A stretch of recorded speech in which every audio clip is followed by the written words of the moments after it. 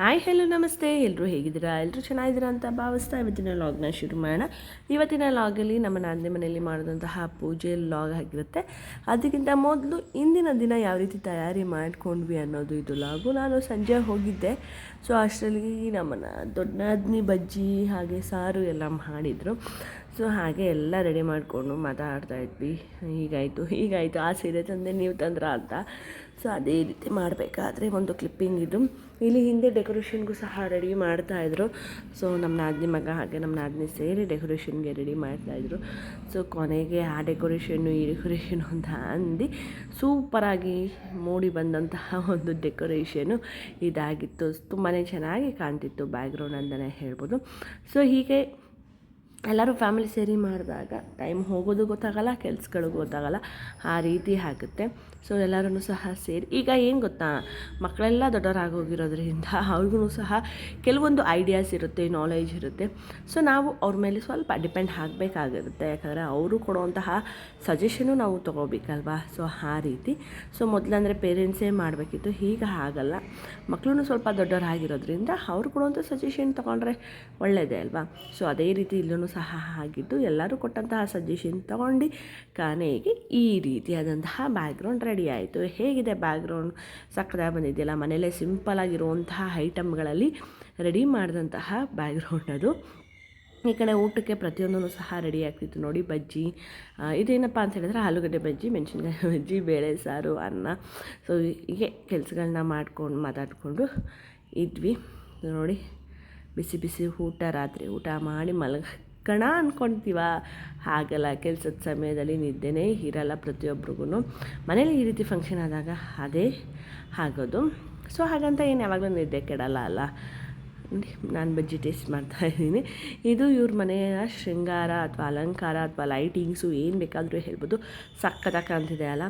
ದೀಪಾವಳಿಗೆ ಹಾಕಿದ್ರಂತೆ, ಅದು ಹಾಗೇ ಇತ್ತು, ಪೂಜೆ ಆದಮೇಲೆ ತೆಗೆಯೋಣ ಅಂತ. ಸೊ ದೀಪಾವಳಿ ಹಬ್ಬ 5 ದಿನ ಆಗಿ 1 ವಾರ ಆದ್ರೂ ಲೈಟಿಂಗ್ಸ್ ಇತ್ತು. ಸಕ್ಕತ್ತಾಗಿ ಕಾಣ್ತಿದೆ ಅಲ್ಲ, ಮನೆ ಮಾತ್ರ ಸೂಪರಾಗಿದೆ. ಸೊ ಇಲ್ಲಿ ಎಲ್ಲ ಆದಮೇಲೆ ಅರಿಶಿಣ ಕುಂಕುಮ ಕೊಡೋಕ್ಕೆ ಬ್ಯಾಗ್ನ ರೆಡಿ ಮಾಡ್ತಾಯಿದ್ವಿ, ನಾನು ಮತ್ತು ನನ್ನ ಚಿಕ್ಕಳಿಯ ಅಂತಲೇ ಹೇಳೋದು. ಸೊ ಇಬ್ಬರು ಮಾತಾಡ್ಕೊಂಡು ಬ್ಯಾಗ್ನ ರೆಡಿ ಮಾಡ್ತಾಯಿದ್ವಿ. ಈ ಕಡೆ ಅವರು ಡೆಕೋರೇಷನ್ಗೆ ಏನೆಲ್ಲ ಬೇಕು ಐಟಮ್ಗಳೆಲ್ಲ ರೆಡಿ ಮಾಡಿ, ಬ್ರಾಹ್ಮಣರು ಕೊಡೋಕ್ಕೆ ಏನೆಲ್ಲ ಬೇಕು ಅದನ್ನು ಸಹ ರೆಡಿ ಮಾಡ್ತಾಯಿದ್ರು. ಸೊ ಹಾಗೆ ನೀವು ಸಹ ಫಸ್ಟ್ ಟೈಮ್ ನನ್ನ ಚಾನಲ್ನ ನೋಡ್ತಾಯಿದ್ರೆ ನನ್ನ ಚಾನಲ್ನ ಸಬ್ಸ್ಕ್ರೈಬ್ ಮಾಡಿಕೊಂಡು ಲೈಕ್ ಕೊಟ್ಟು ನೋಡಿ ಅಂತ ಹೇಳೋಕ್ಕೆ ಇಷ್ಟಪಡ್ತೀನಿ. ಸೊ ಕೊನೆಗೆ ಇಲ್ಲ ಅದೆಲ್ಲ ಆದಮೇಲೆ ಫ್ರೂಟ್ಸ್ ಜೋಡಿಸೋದಾಗಿರ್ಬೋದು ಅಥವಾ ಪುರೋಹಿತರಿಗೆ ಏನೆಲ್ಲ ಕೊಡಬೇಕು ಅದನ್ನೆಲ್ಲ ಸಪ್ರೇಟಾಗಿ ಬೆಳಗ್ಗೆ ಗಡಿಬಿಡಿ ಆಗಬಾರ್ದಲ್ವ. ಸೊ ಅದಕ್ಕೋಸ್ಕರ ಒಂದೇ ಸತಿ ಎಲ್ಲನೂ ತೆಗೆದಿಟ್ಬಿಟ್ಟು ನಂತರ ಮಲ್ಗೋಣ ಅಂತ ಹೇಳಿ ಎಲ್ಲರೂ ಅದನ್ನು ತೆಗೆದಿದ್ವಿ. ಇದೆಲ್ಲ ಊಟ ಆಗೋಗಿತ್ತು ಆಲ್ಮೋಸ್ಟ್. ಊಟ ಮಾಡಿದ್ದೆಲ್ಲ ಏನು ಕ್ಲಿಪ್ಪಿಂಗ್ ಹಿಡ್ದಿಲ್ಲ ನಾವು. ಊಟ ಆಲ್ಮೋಸ್ಟ್ ಆಗೋಗಿತ್ತು ಎಲ್ಲರದು ನೋಡಿ. ಎಷ್ಟು ಹೆಲ್ಪ್ ಮಾಡ್ತಿದ್ದೇನೆ, ಎಲೆ ಅಡಿಕೆ ಬಾಳೆಹಣ್ಣು ಇಟ್ಟು ಕೊಡ್ತಾಯಿದ್ದ. ಸೊ ನಾನು ಅದನ್ನು ತೊಗೊಂಡು ಬ್ಯಾಗ್ ಹಾಕ್ತಾಯಿದ್ದೆ. ಈ ರೀತಿ ನೋಡಿ, ಚಿಕ್ಕ ಮಕ್ಕಳು ಅಂತೀವಿ. ಸೊ ಅವರು ಒಂದು ಕೈ ಸೇರಿಸ್ತಾರೆ ಕೆಲಸಗಳಿಗೆ ಅಂತಲೇ ಹೇಳ್ಬೋದು. ಸೊ ಈಗ ಪ್ಯಾಕಿಂಗ್ ಎಲ್ಲ ಮುಗಿದ್ಮೇಲೆ ಕೊನೆಗೆ ಅಲ್ಲಿ ಏನಪ್ಪ ಅಂತ ಹೇಳಿದ್ರೆ ಕೆಲಸ ಕಾರ್ಯಗಳೆಲ್ಲ ಏನೆಲ್ಲಿದೆ ಅದನ್ನು ಒಬ್ಬೊಬ್ಬರು ಮಾಡ್ತಾಯಿದ್ರು. ನಮ್ಮ ಚೀಕು ತರಲೆ ಅಂತೂ ಗೊತ್ತಲ್ವ, ಎಲ್ಲೋದ್ರೂ ಅವನು ತರಲೆ ಸುಬ್ಬಾನೆ. ಸೊ ಎಲ್ಲೂ ಸಹ ಪ್ರತಿಯೊಂದು ಐಟಮ್ಗಳನ್ನ ಎತ್ತಿಡ್ತಾಯಿದ್ರು ನೋಡಿ, ಪುರೋಹಿತರು ಕೊಡುವಂತಹ ಐಟಮ್ಗಳನ್ನ. ಸೊ ನೀವು ಸಹ ಇದೇ ರೀತಿ ಪೂಜೆ ಪುನಸ್ಕಾರ ಅಂತ ಬಂದಾಗ ಫ್ಯಾಮಿಲಿ ಎಲ್ಲ ಹೀಗೆ ಸೇರ್ತೀರಾ ಅನ್ನೋದನ್ನು ಕಮೆಂಟ್ ಬಾಕ್ಸಲ್ಲಿ ತಿಳಿಸಿ. ಒಬ್ಬೊಬ್ಬರು ಒಂದೊಂದು ಕೆಲಸ, ಯಾರು ಇದೇ ಕೆಲಸ ಮಾಡಬೇಕು ಅದೇ ಕೆಲಸ ಮಾಡಬೇಕು ಅಂತ ಎಲ್ಲ, ಯಾರಿಗೇನು ಅನಿಸುತ್ತೋ ಆ ಕೆಲಸಗಳನ್ನ ಮಾಡ್ತಾಯಿದ್ರು ಅಂತಲೇ ಹೇಳ್ಬೋದು. ನಾನಂತೂ ಉಲ್ಲಾಸದ ಬೈತಾ ಇದ್ದೆ, ಹಾಗೆ ಹೀಗೆ ಅಂತ. ಸೊ ಈ ಚೀಕು ಇದನ್ನೆಲ್ಲ ಜೋಡಿಸಿರೋದು ಐಟಮ್ ಎಲ್ಲ ತೆಗೆಯೋದು, ಅದಕ್ಕೆ ಹೇಳ್ತಿದ್ದೆ ಮಾಡ್ತಾರಿರು, ನಿನ್ನ ಮಾಮ ಮಾಡ್ತಾರೆ, ನಿಮ್ಮ ಅತ್ತೆ ಹೊಡಿತಾರೆ ಅಂದರೆ ಅವನು ಏನಕ್ಕೂ ನೋಡಿ ಓಡಿದೆ. ಈ ಕ್ಲಿಪ್ಪಿಂಗ್ ನೋಡ್ತಿದ್ರೆ ನನಗೇನಾಗು ನೋಡಿ, ಅದು ಬೇಕು ಇದು ಬೇಕು, ಡ್ರೈ ಫ್ರೂಟ್ಸ್ ಬೇಕು ಅಂತ. ಕೊನೆಗೆ ಮನೇಲಿ ಇದು ಪ್ರಸಾದಕ್ಕೆ ಅಲ್ವಾ, ಏನಂತಾರೆ ಎಂಜಿಲ್ ಮಾಡಬಾರ್ದು ಅಂತ ಹೇಳಿ ಸಪ್ರೇಟಾಗಿ ಎತ್ತಿರ್ತಿದ್ರು. ಆನಂತರ ಅವ್ರಿಗೆ ಬೇರೆ ಬಾಕ್ಸಲ್ಲಿ ಇದ್ದಂಥದ್ದು ಕೊಟ್ಟರು. ದೇವ್ರಿಗೆ ಅಂತ ಇಟ್ಟ ಮೇಲೆ ಅದು ದೇವರಿಗೇನೆ ಅಂತ ಹೇಳಿ ಸಪ್ರೇಟಾಗಿ ಎತ್ತಿಟ್ರು. ಇಲ್ಲಿ ಹಣ್ಣಂಪಲ್ನೆಲ್ಲ ನಾನು ಸಹ ಜೋಡಿಸ್ತಾ ಇದ್ದೆ. ಸೊ ಅವನಿರೋದಕ್ಕೇ ಒಂದು ರೀತಿ ಗಜಬ್ಜ ಅಂತ ಇತ್ತು ಮನೆ. ಎಲ್ಲ ಮಕ್ಕಳು ಸೈಲೆಂಟ್, ಒಂದೊಂದು ಕಡೆ ಒಂದೊಂದು ಫೋನ್ ಇಟ್ಕೊಂಡು ಇದ್ದರು. ಈ ಚೀಕುದೇ ಸ್ವಲ್ಪ ಕಾಟ ಜಾಸ್ತಿ ಆಗೋಗಿತ್ತು ಅಂತಲೇ ಹೇಳ್ಬೋದು. ಅಷ್ಟು ಕಾಟ ಕೊಡ್ತಾನೆ, ಎಷ್ಟು ಅಂತ ಹೇಳಿದ್ರೆ ಯಾರಿಗೂ ಇಲ್ಲ. ಇದು ಅರ್ಲಿ ಮಾರ್ನಿಂಗ್ 5:30 ಆಗಿತ್ತು ಇದು ಆಲ್ಮೋಸ್ಟು. ಊಟ ಮಾಡಿ ಎಲ್ಲ ನಿದ್ದೆ ಮಾಡಿಬಿಟ್ವಿ. ಇದು ಅರ್ಲಿ ಮಾರ್ನಿಂಗ್ 5:30 ರಂಗೋಲಿ ಬಿಡುವಂಥ ಸಮಯ ಇದು. ಸೊ ಈ ಕಡೆ ತುಳಸಿ ಕಟ್ಟೆ ಮುಂದೆ ರಂಗೋಲಿನ ಬಿಡ್ತಾಯಿದ್ರು. ಸೊ ನೋಡ್ತಾ ಇದ್ದೀರ ನೋಡಿ. ಏನಪ್ಪ ಅಂತ ಹೇಳಿದ್ರೆ ರಂಗೋಲಿ ಬಿಡೋದಕ್ಕೆ ಖುಷಿ ಅವ್ರಿಗೆಲ್ಲ, ರಂಗೋಲಿ ಬಿಡಬೇಕು ಅಂತ ಹೇಳಿ. ಸೊ ಅದಕ್ಕೋಸ್ಕರ ನಮ್ಮ ದೊಡ್ಡ ನಾದಿನಿ ರಂಗೋಲಿ ಬಿಡ್ತಾಯಿದ್ರು. ಆಲ್ಮೋಸ್ಟ್ ಅಲ್ಲಿ ಒಳಗಡೆ ನಮ್ಮ ಚಿಕ್ಕ ನಾದಿನಿ ತುಂಬ ಏನಂದರೆ ರೆಡಿ ಮಾಡ್ಕೋತಾಯಿದ್ರು. ಇಲ್ಲಿ ರಂಗೋಲಿನ ಬಿಟ್ಟು ನಾವು ಸಹ ಹೋಗಿ ಸ್ನಾನ ಮಾಡಿ ರೆಡಿ ಆಗೋಣ ಅಂತ ಹೇಳಿ ಈ ರೀತಿ ರಂಗೋಲಿನ ಬಿಡ್ತಾಯಿದ್ರು ನೋಡಿ. ತುಳಸಿ ಕಟ್ಟೆ ಮುಂದೆ ಆದಮೇಲೆ ಗೇಟ್ ಮುಂದೆ ಅಂದರೆ ಮನೆ ಮುಂದೆನೂ ಸಹ ರಂಗೋಲಿ ಬಿಡುವಂಥದ್ದು ಇದೆ. ಸೊ ಅದಕ್ಕಿಂತ ಮುಂಚೆ ಒಂದು ಕ್ಲಿಪ್ಪಿಂಗ್ ಇದೆ. ಏನಪ್ಪ ಆ ಕ್ಲಿಪ್ಪಿಂಗು ಅಂದರೆ, ಯಾರಿಗಾದರೂ ರಂಗೋಲಿ ಮೇಲೆ ಡೌಟ್ ಇದ್ದರೆ ಅಥವಾ ರಂಗೋಲಿ ಡಿಸೈನ್ಸ್ ಬೇಕು ಅಂತ ಹೇಳಿದರೆ ರಂಗಾದ ರಂಗೋಲಿ ಅಂತ ಯೂಟ್ಯೂಬ್ ಚಾನಲ್ ಇದೆ.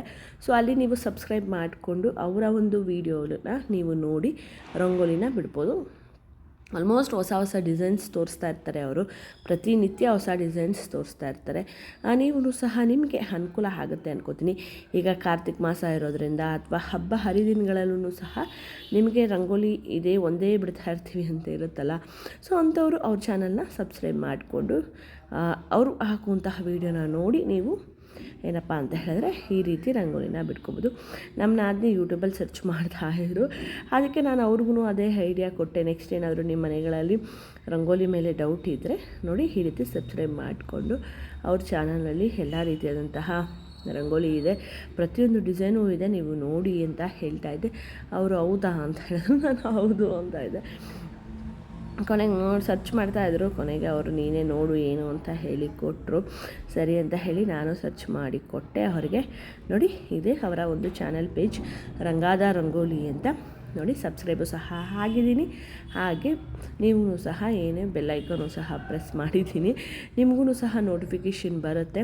ಇದು ಅವರು ಒಂದು ಚಾನಲ್ ಪೇಜು ನೋಡಿ. ಪ್ರತಿಯೊಂದು ರಂಗೋಲಿನೂ ಸಹ ಇದೆ. ನಿಮ್ಗೆ ಯಾವ ರೀತಿ ಬೇಕೋ ಆ ರಂಗೋಲಿನ ನೀವು ಬಿಡ್ಕೋಬೋದು. ನಿಮಗೂ ಸಹ ಬೇಕು ಅಂತ ಹೇಳಿದ್ರೆ ರಂಗಾದ ರಂಗೋಲಿ ಚಾನಲಲ್ಲಿ ಪ್ರತಿಯೊಂದು ಶೇರ್ ಮಾಡ್ಕೋಬೋದು. ಶೇರ್ ಅನ್ನೋದಕ್ಕಿಂತ ಅವರು ಹಾಕುವಂತಹ ರಂಗೋಲಿನ ನೀಡಿ ನೀವು ಸಹ ಬಿಡ್ಬೋದು ಅಂತ ಹೇಳೋಕ್ಕೆ ಇಷ್ಟಪಡ್ತೀನಿ. ಸೊ ಇದಾಗಿತ್ತು ತುಳಸಿ ಕಟ್ಟೆ ಮುಂದೆ ಬಿಟ್ಟಂತಹ ರಂಗೋಲಿ. ಈಗ ಬನ್ನಿ ಮನೆ ಮುಂದೆ ಬಿಡುವಂತಹ ರಂಗೋಲಿ ಯಾವ ರೀತಿ ಇರುತ್ತೆ, ಹಾಗೆ ಯಾವ ರೀತಿ ರಂಗೋಲಿನ ಬಿಟ್ವಿ ಅನ್ನೋದನ್ನು ಸಹ ತೋರಿಸ್ತೀನಿ. ಏನಪ್ಪ ಅಂತ ಹೇಳಿದ್ರೆ ಪ್ರತಿಯೊಬ್ಬರೂ ಸಹ ವೀಡಿಯೋನ ಸ್ಕಿಪ್ ಮಾಡ್ತೀರಾ. ದಯವಿಟ್ಟು ಸ್ಕಿಪ್ ಮಾಡೋಕ್ಕೆ ಹೋಗಬೇಡಿ. ಆದಷ್ಟು ಪೂರ್ತಿ ವೀಡಿಯೋನ ನೋಡೋಕ್ಕೆ ಪ್ರಯತ್ನ ಪಡಿ. ಹಾಗೆ ರಂಗೋಲಿ ಹಾಕೋದು ಮುಖ್ಯ ಅಲ್ಲ, ಅದಕ್ಕೆ ಕಲರ್ ಅದೇ ಅಲ್ವಾ ಬೆರಗು ಕೊಡೋದು. ಸೊ ಅದಕ್ಕೋಸ್ಕರ ಕಲರೂ ಸಹ ಹಾಕಬೇಕು. ಆ ಒಂದು ಕಲರಿಂಗೂ ಸಹ ತುಂಬಾ ಚೆನ್ನಾಗಿ ಬಂದರೆ ರಂಗೋಲಿ ನೋಡೋಕ್ಕೂ ಸಹ ಚೆನ್ನಾಗಿರುತ್ತೆ. ಹಾಗಿದ್ರೆ ಬನ್ನಿ ಮನೆ ಮುಂದೆ ರಂಗೋಲಿನ ಯಾವ ರೀತಿ ಬಿಡ್ತೀವಿ ಅನ್ನೋದನ್ನು ತೋರಿಸ್ತೀನಿ. ಇದೆಲ್ಲ ಹಬ್ಬ ಅಂದರೆ ಪೂಜೆಯ ಹಿಂದಿನ ದಿನದ ತಯಾರಿಗಳು ಅಥವಾ ಇದು ಅಂತಲೇ ಹೇಳ್ಬೋದು. ಸೊ ನೋಡಿ, ಇದು ಗೇಟ್ ಮುಂದೆ ಬಿಟ್ಟಂತಹ ರಂಗೋಲಿ.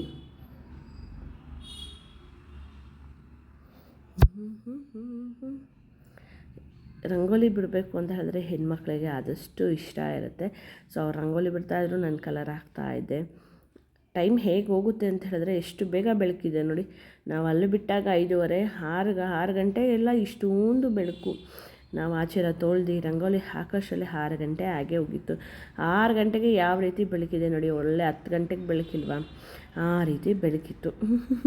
ಸೊ ಕೊನೆಗೆ ಈ ರೀತಿ ರಂಗೋಲಿ ಮೂಡ್ ಬಂದಿದೆ. ಯಾವ ರೀತಿ ಇದೆ ರಂಗೋಲಿ, ಇಷ್ಟ ಆಯಿತಾ? ಇಷ್ಟ ಆಗಿದರೆ ಕಮೆಂಟ್ ಬಾಕ್ಸಲ್ಲಿ ತಿಳಿಸಿ. ಹಾಗೆ ಯಾರೇ ಚಾನಲ್ ನೋಡಿದ್ರೂ ನಿಮ್ಮ ಒಂದು ಕಮೆಂಟ್ ಆಗಿರ್ಬೋದು, ಲೈಕ್ ಆಗಿರ್ಬೋದು, ಹೈಪ್ ಆಗಿರ್ಬೋದು, ಪ್ರತಿಯೊಂದೂ ಸಹ ನಮಗೆ ಪ್ರೋತ್ಸಾಹ ಅಥವಾ ಎನ್ಕರೇಜ್ಮೆಂಟ್ ಸಿಗುತ್ತೆ. ನೆಕ್ಸ್ಟ್ ನಾವು ಇದೇ ರೀತಿ ವೀಡಿಯೋ ಹಾಕಬೇಕು ನೋಡಿ, ಈ ರೀತಿ ವೀಡಿಯೋ ಹಾಕಿದ್ರೆ ಈ ವಿಡಿಯೋಗೆ ಇಷ್ಟೊಂದು ಲೈಕ್ಸ್ ಬಂದಿದೆ, ಕಮೆಂಟ್ ಬಂದಿದೆ ಅಂತ ನಾವು ಸಹ ಅನ್ಕೋತೀವಲ್ವ. ಸೊ ಅದಕ್ಕೋಸ್ಕರ ಕೇಳ್ತಾ ಇದ್ದೀವಿ ಅಷ್ಟೇ ನಿಮ್ಮ ಲೈಕು ಕಮೆಂಟ್ನ. ಸೊ ಯಾವುದೇ ಕಾರಣಕ್ಕೆ ನೀವು ಲೈಕ್ ಕೊಟ್ಟಿದ ತಕ್ಷಣ ದುಡ್ಡು ಬರುತ್ತೆ ಅಥವಾ ಕಮೆಂಟ್ ಹಾಕಿದ ತಕ್ಷಣ ದುಡ್ಡು ಬರುತ್ತೆ ಅಂತಲ್ಲ, ಎನ್ಕರೇಜ್ಮೆಂಟ್ಗೆ ಅದು ಯೂಸ್ ಆಗುತ್ತೆ ಅನ್ನೋ ಒಂದು ಕಾರಣಕ್ಕೆ. ಸೊ ನೆಕ್ಸ್ಟು ಇಲ್ಲಿ ಒಳಗಡೆ ಬಂದ ಅಂದರೆ ಹೂವನ್ನೆಲ್ಲ ರೆಡಿ ಮಾಡ್ಕೋತಾ ಇದ್ದಾರೆ. ಪುರೋಹಿತರು ಬಂದಿದ್ದರು ಬೆಳಿಗ್ಗೆ. ಸೊ ಡೆಕೋರೇಷನ್ ಎಲ್ಲ ರೆಡಿ ಇತ್ತಲ್ಲ, ಬಿಂಗೆಗೆಲ್ಲ ಪಂಚೆ ಉಡಿಸೋದು, ಹಾಗೆ ಡೆಕೋರೇಟ್ ಮಾಡೋದು ಪ್ರತಿಯೊಂದೂ ಸಹ ಮಾಡ್ತಾಯಿದ್ರು ಅವರು. ನೋಡಿ ಈ ರೀತಿ ಕಡ್ಡಿ ಬಳಸಿ, ಬಿಂಗೆ ಬಳಸಿ ಅವರು ಕಳಸನ ರೆಡಿ ಮಾಡ್ತಾಯಿದ್ರು. ತುಂಬಾ ಚೆನ್ನಾಗಿ ಪೂಜೆ ಮಾಡ್ತಾರೆ. ಸಂತೋಷ್ ಶರ್ಮಾ ಅಂತ ಅವ್ರ ಹೆಸರು. ನಿಮಗೂ ಸಹ ಯಾವುದಾದ್ರೂ ಪೂಜೆ ಬೇಕು ಅಂತ ಹೇಳಿದ್ರೆ ಸಂತೋಷ್ ಶರ್ಮಾ ಅವ್ರನ್ನ ಕಾಂಟ್ಯಾಕ್ಟ್ ಮಾಡ್ಬೋದು. ಖಂಡಿತವಾಗ್ಲೂ ಅವ್ರ ಪೂಜೆನ ತುಂಬಾ ಅದ್ಭುತವಾಗಿ ಮಾಡಿಕೊಡ್ತಾರೆ ಅಂತಲೇ ಹೇಳೋಕ್ಕೆ ಇಷ್ಟಪಡ್ತೀನಿ. ಸೊ ನೋಡಿ ಇಲ್ಲೆಲ್ಲ ಯಾವ ರೀತಿ ಹೂವಿನ ಅಲಂಕಾರ ಮಾಡೋಕ್ಕೆ ಹೂವು, ಈ ಕಡೆ ಹೋಮಕ್ಕೆ ಪ್ರತಿಯೊಂದೂ ಸಹ ಐಟಮ್ಸ್ನೆಲ್ಲ ರೆಡಿ ಮಾಡಿ ಇಟ್ಟಿದ್ವಿ ನಾವು. ಸೊ ಇಲ್ಲಿ ಇವರು ಬಿಂಗೆಗೆ ಯಾವ ರೀತಿ ಪಂಚೆ ಉಡಿಸ್ತಾರೆ ಅನ್ನೋದನ್ನು ಸಹ ಕ್ಲಿಪ್ಪಿಂಗ್ ಆ್ಯಡ್ ಮಾಡಿದ್ದೀನಿ ಅಷ್ಟೇ, ನೀವು ಸಹ ಕಂಪ್ಲೀಟಾಗಿ ನೋಡ್ಬೋದು. ಸೊ ಇದಾದಮೇಲೆ ಪ್ರತಿಯೊಬ್ಬರೂ ಸಹ ನೋಡಿ ಯಾವ ರೀತಿ ಪಂಚೆ ಇಟ್ಟು ಉಡಿಸ್ತಾ ಇದ್ದಾರೆ ಅಂತ. ಹಾಗೆ ತಮಾಷೆಗೆ ಏನಂತಾರೆ, ಪಂಚೆ ಉಡಿಸೋದು ಈ ರೀತಿ ಪದ್ಧತಿ ಇರುತ್ತೆ, ಆ ರೀತಿ ಪದ್ಧತಿ ಇರುತ್ತೆ ಅನ್ನೋದಿರುತ್ತೆ. ಅದನ್ನು ಅವರು ಹೇಳಿ ಮಾಡ್ತಾಯಿದ್ರು. ಪಾಪ ಅವರು ಸಹ ಬೆಳಿಗ್ಗೆನೇ ಬಂದಿದ್ದರು. ಎಷ್ಟು ಚೆನ್ನಾಗಿ ಪೂಜೆ ಮಾಡ್ತಾರೆ ಅಂತ ಹೇಳಿದ್ರೆ ಅಷ್ಟು ಅದ್ಭುತವಾಗಿ ಮಾಡ್ತಾರೆ. ನಿಮಗೂ ಏನಾದರೂ ಬೇಕು ಅಂದರೆ ನೀವು ಕಾಂಟ್ಯಾಕ್ಟ್ ಮಾಡ್ಬೋದು, ಓಕೆನಾ.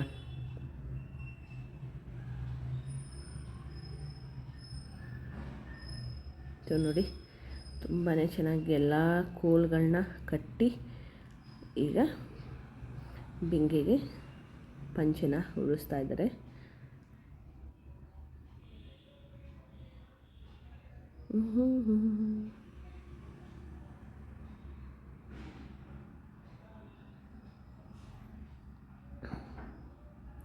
ಏನಪ್ಪ ಅಂತ ಹೇಳಿದ್ರೆ ಪ್ರತಿಯೊಬ್ಬರೂ ಸಹ ಮನೇಲಿ ಈ ರೀತಿ ಪೂಜೆ ಮಾಡಿದಾಗ ಆ ಒಂದು ಸಂಭ್ರಮ, ನಿದ್ದೆ ಕೆಟ್ಟರೂ ಸಹ ಆ ಒಂದು ಸಡಗರ ಇರುತ್ತಲ್ಲ, ಯಾರಿಗೂ ಸಹ ಅದು ಹೇಳಲಾರ್ದು. ಈ ಪೂಜೆ ಮುಗಿದ್ಮೇಲೆ ಅಯ್ಯೋ ಪೂಜೆ ಮುಗಿದೋಯ್ತಾ ಅನ್ನೋಷ್ಟು ಫೀಲ್ ಆಗುತ್ತೆ. ಆ ರೀತಿ ಮುಗಿಯೋಕ್ಕಿಂತ ಮುಂಚೆ ಹೇಗಾಗುತ್ತೋ ಏನೋ ಅನ್ನೋ ಒಂದು ಭಯ ಇರುತ್ತಲ್ವ. ಸೊ ಅದನ್ನೇ ಪೂಜೆ ಅಥವಾ ಫಂಕ್ಷನ್ ಏನೇ ಆಗಿರ್ಬೋದು, ಅದಕ್ಕೆ ಇರುವಂತಹ ಒಂದು ಮಹತ್ವ ಅಂತಲೇ ಹೇಳ್ಬೋದು.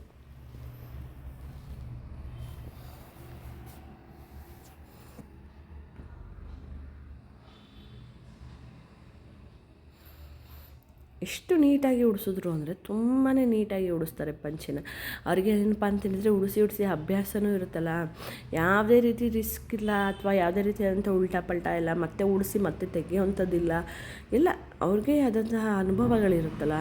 ಸೊ ಆ ಅನುಭವದಿಂದ ಬೇಗ ಅವರು ಸಹ ಪಂಚೆನ ಉಡಿಸಿದ್ರು. ಇನ್ನೇನಿದ್ರು ಪೂಜೆಗೆ ತಯಾರಿ. ನಾಳೆ ಲಾಗ್ ಎಲ್ಲ ಯಾವ ರೀತಿ ಪೂಜೆ ಆಯಿತು, ಪೂಜೆ ನಡೆದಂತಹ ರೀತಿ ಹೇಗಿತ್ತು ಪ್ರತಿಯೊಂದೂ ಸಹ ನಾಳೆ ಅಥವಾ ನಾಡಿದ್ದು ಲಾಗಲ್ಲಿ ನಿಮ್ಮೆಲ್ರಿಗೂ ಸಹ ತೋರಿಸ್ತೀನಿ. ಎಲ್ಲರೂ ಸಹ ಈ ವಿಡಿಯೋನೂ ಪೂರ್ತಿ ನೋಡಿ, ನೆಕ್ಸ್ಟ್ ಬರುವಂತಹ ವಿಡಿಯೋನೂ ಪೂರ್ತಿ ನೋಡಿ ಅಂತ ಹೇಳೋಕ್ಕೆ ಇಷ್ಟಪಡ್ತಾ ಈ ಒಂದು ಲಾಗ್ನ ಇಲ್ಲಿಗೆ ಮುಗಿಸ್ತೀನಿ. ಮತ್ತೆ ನಾಳೆ ಲಾಗಲ್ಲಿ ನಿಮ್ಮೆಲ್ರಿಗೂ ಸಿಗ್ತೀನಿ. ಅಲ್ಲಿವರೆಗೂ ಗೊತ್ತಿದೆಯಲ್ಲ, ಈ ಒಂದು ಬಿಸಿ ಬಿಸಿ ಕಾಫಿ ಕುಡ್ಕೊಂಡು ಪೂರ್ತಿ ವಿಡಿಯೋನ ಕಂಪ್ಲೀಟಾಗಿ ನೋಡಬೇಕು.